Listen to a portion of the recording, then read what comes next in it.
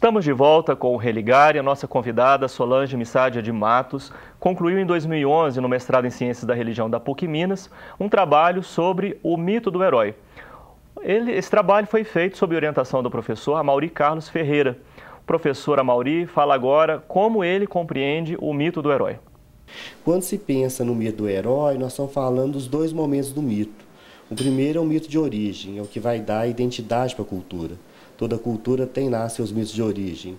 O grego, o mito de Adão e Eva, a tradição judaico-cristã, o mito de Adão e Eva. Os gregos, as 3 gerações míticas. Na tradição iorubá, a questão no Olodumare. E o mito de segundo momento, que é o mito do herói. O herói ele só existe porque as criaturas assim o legitimam. Então o herói está sempre trabalhando com um percurso, então com uma saga que ele tem que cumprir. Ele tem que cumprir um chamado, nesse chamado ele acaba aceitando ou não. Se ele aceita o chamado, ele tem efetivamente que cumprir esse chamado. É o dizer sim à vida, né? Se você nega o chamado, você fica a vida inteira tentando se encontrar. E depois, de uma certa forma, retornar do ponto que você saiu. Então, geralmente, o mito do herói é aquele que conserva uma certa individualidade do ser, né? Cada um tem que cumprir aquilo que lhe é dado. O mito que mais representa essa ideia do herói vai ser Ulisses, né, que vai ser aquele que tem que retornar a Ítaca. Então ele é ninguém no primeiro momento, ele só se torna alguém a partir dos seus feitos. É nesse sentido que sempre a gente retoma a uma ideia de que o Ulisses é aquele que sai para uma aventura e ao aceitar esse chamado, ele vai cumprir esse chamado e depois retornar. Solange, você falava no primeiro bloco sobre o entendimento do mito do herói, como é que cada um tem esse herói em si, né? Como é que se dá a analogia, né, com a natureza. O Amaury também comentou agora sobre a compreensão dele sobre o mito do herói. Eu queria agora mais entender como é que se dá isso hoje, como é que se dá na vida das pessoas a experiência do mito do herói. Uhum. Pois é. É difícil falar em pouco tempo, né? Um tema tão Sem denso. dúvida, né? Mas o que eu vou ver se consigo falar é o seguinte. O homem de hoje tem mesmo as características neurais, né? Aliás, o herói hoje só muda de face. E o Campbell fala do herói de 1000 faces, né? Quer dizer, o herói do... Então, ao comentar sobre o mito do herói, o Campbell coloca a questão do filme Guerra nas Estrelas. Vou dar um exemplo, porque ele está nos filmes, na literatura, como você falou. Mas quando ele disse que quando ele levou os filhos dele para assistir Guerra nas Estrelas, que no momento em que o Luke coloca a espada e que o mentor dele, assim, Luke, vai, você vai... Todo mundo aplaudiu, quer dizer, nesse momento ele falou, atingiu o herói que existe dentro de cada um. Então é isso aí, existe um herói dentro de cada um de nós, e é uma coisa de se perguntar. Tem um trabalho interessante também de duas junguianas que fizeram sobre as mulheres, focando a questão da mulher, porque o herói não é o privilégio do homem.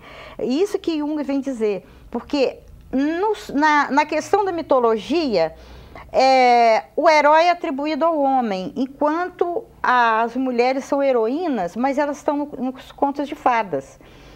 Para Jung, o herói está no ser humano, como também em Budhan, ele é uma projeção da imago interna, e a imago interna está tanto no homem quanto a mulher. Agora, naquela cultura, o homem, a projeção do herói era masculino, por causa da cultura, porque aí uma representação coletiva do interno que fez o mito. É isso que as pessoas veem, então, na literatura, no herói do futebol, na pessoa que vence. Isso. Essa celebração do herói é projeção do Isso. eu. Do eu, do seu próprio imaginário, vamos dizer assim. Sim, né? sim. Então, assim, seguindo essa questão das mulheres, ela fala assim, por que umas mulheres vão adiante e outras ficam nos clichês? Aí a gente pode estender, por que alguns seres humanos vão adiante e outros se conformam em ficar no mais ou menos? É por aí. É porque tem medo de quebrar, porque o herói vem para quebrar essa simbiose do bem-estar, para poder avançar no seu desejo, realizar alguma coisa. Isso sim me parece interessante a gente conversar também, no seguinte sentido, como vencer a mera projeção e trilhar o próprio caminho como caminho do herói pessoal, o herói. Isso, existe um conjunto, né? Nós temos o nosso, quando a gente nasce, nós nascemos já com essa herança da humanidade e o herói está ali, mas a gente nasce numa cultura, nós nascemos numa família, então tudo isso vai influenciar para a nossa realização ou não desse impulso do arquétipo, dessa imagem arquetípica que Jung trabalha sobre o herói. É possível vencer a mera projeção. É possível vencer, sim.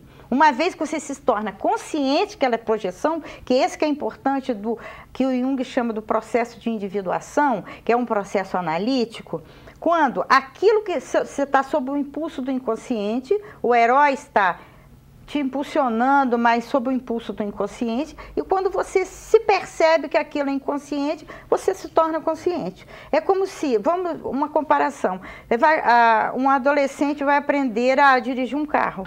Quer dizer, no primeiro momento, ele não sabe, se ele for dirigir o carro, ele vai bater, mas depois ele por ele mesmo ele vai aprender e vai ter depois que fizer a prova, ele vai ter sua maneira de dirigir. Quer dizer, depois que se tornou consciente ou inconsciente, isso é seu. Solange, nesse sentido, como educar nos dias de hoje para esse processo? Para que esse processo se efetive? Eu acho assim, a gente está vendo essa questão da violência nas escolas, porque é o momento do herói do primeiro momento. É um herói que, aliás, do herói primitivo. O herói primitivo, ele não tem a forma ainda elaborada. Quer dizer, a ciência, a escola, a educação, ela vai ter que dar forma, vai dar os elementos da ciência para o jovem, que muitas vezes... eu sei que eu participei quando a minha filha, desde que a minha filha estudou no primário, sempre de todas as reuniões, e a gente viu os professores meio perdidos, mesmo há 20 anos atrás. Então, essa questão do herói é só saber dar elementos à juventude de hoje, para que que a mente amorfa que está por aí, causando violência, não se multiplique, mas ele passa a produzir. Né? Ele passa a fazer com que o herói que está dentro dele, que leva uma arma para a escola, que eu vi hoje que dá uma cadeirada no outro colega, quer dizer, esse herói, ele vai fazer a gente vê também, vai fazer ciência, tem jovens cientistas aí brilhando hoje em dia. Né? Que também, a educação deve ter o compromisso de formar heróis? De formar, não, de conduzir. Né? Eu acho que sim. Conduzir o herói, conduzir o aluno a desenvolver esse herói, a desenvolver um cidadão, porque o herói veio para isso, para formar civilizações e não para destruir. Sim, não é um ser excepcional. Não é. Solange, muito obrigado pela sua participação aqui no Religare. O Religare é um projeto de extensão do Programa de Pós-Graduação em Ciências da Religião da PUC Minas. Para saber mais sobre nossos cursos de especialização e mestrado, rever esta entrevista, ver fotos de bastidores e saber mais sobre o nosso convidado, acesse a página do programa. Ela está em pucminas.br/ppgcr. O Religare de hoje fica por aqui. Obrigado, um abraço muito cordial e até a próxima semana com mais um Religare, Conhecimento e Religião.